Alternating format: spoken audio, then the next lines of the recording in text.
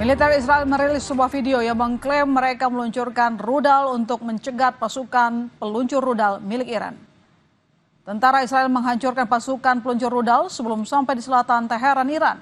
Sementara itu, Iran telah meluncurkan gelombang baru serangan rudal ke Israel yang memicu sirene serangan udara di seluruh negeri berbunyi.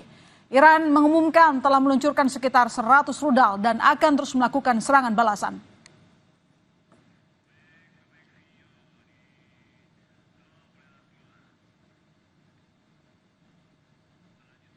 Iran kembali meluncurkan gelombang serangan baru ke arah Israel. Ledakan dan pencegatan rudal Iran terlihat di kota Tel Aviv. Sejumlah rudal Iran berhasil ditangkal sistem pertahanan udara Israel. Layanan darurat Israel melaporkan pecahan rudal jatuh di Israel Tengah dan memicu kebakaran serta melukai setidaknya 10 orang.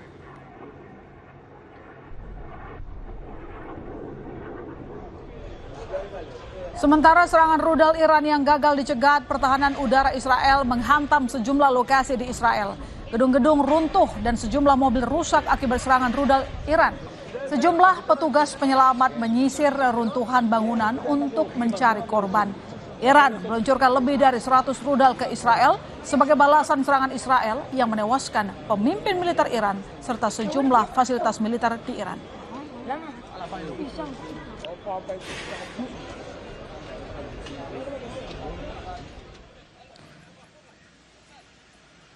Presiden Amerika Serikat Donald Trump optimistis terkait penyelesaian ketegangan antara Israel dan Iran. Trump menyebut kemungkinan besar akan ada kesepakatan antara kedua negara untuk meredakan konflik. Israel meluncurkan operasi Rising Lion yang menargetkan fasilitas nuklir dan militer Iran. Sementara untuk membalas, Iran meluncurkan operasi True Promise 3.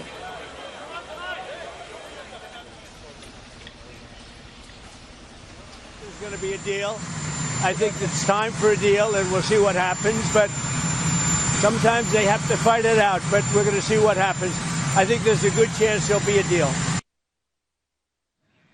Lalu bagaimana situasi dan kondisi terkini di Iran? Sudah tersambung dengan Saida, warga negara Indonesia yang juga mahasiswi Ahlul Bait International University Tehran. Selamat malam waktu Indonesia, Mbak Saida.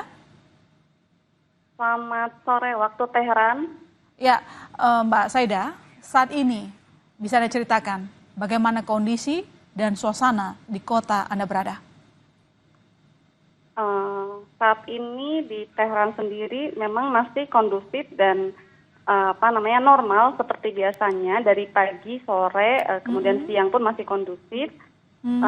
Tetapi memang tidak ramai seperti biasanya karena memang libur ya di sini seminggu, kemudian kantor-kantor pun libur, dan warga yang tinggal di Teheran sendiri itu ada inisiatif sendiri untuk mengungsi ke tempat yang lebih aman, misalnya seperti Gilan atau misalnya tempat-tempat yang lain yang dianggap aman, yang jauh dari senjata. Ya, seperti itu yang saya lihat, seperti gluduk ya, petir, seperti itulah. Terus udah gitu lama-lama banyak ledakan-ledakan gitu. Dan udah sampai ke sasarannya itu dekat mungkin 30 menit ya. Sekitar, apakah tampak begitu panik?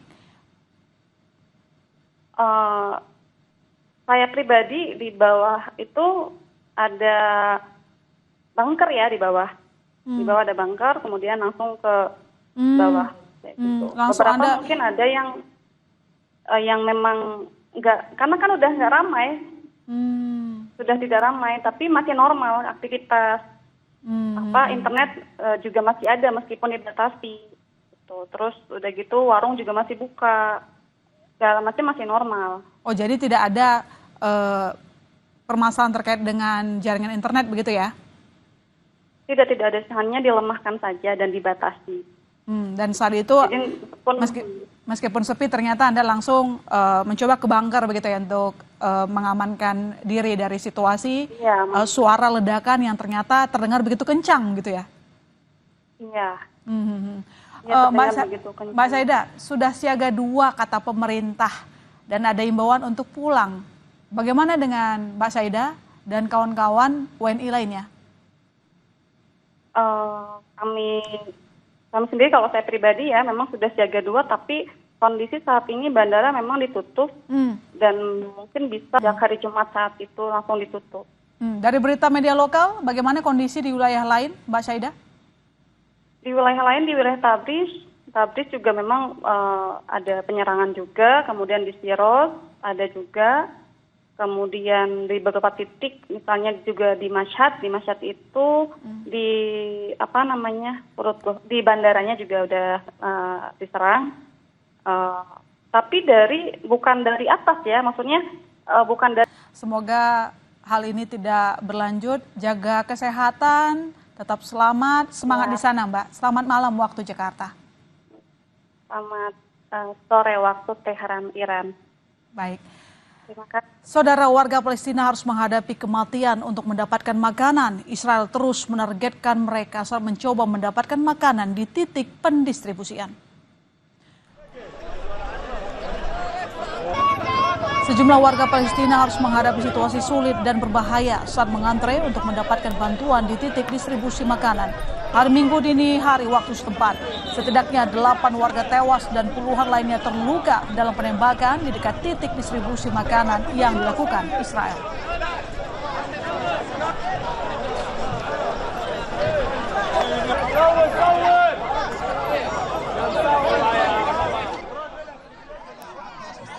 Tak hanya makanan, warga juga harus berjuang untuk mendapatkan air bersih. Bahkan mereka harus mengantre hingga berjam-jam untuk mendapatkan air. Israel telah memblokade masuknya pasokan dan bantuan ke wilayah tersebut hampir 3 bulan. Saat ini mereka hanya mengizinkan bantuan masuk dalam jumlah kecil dan di sejumlah lokasi tertentu.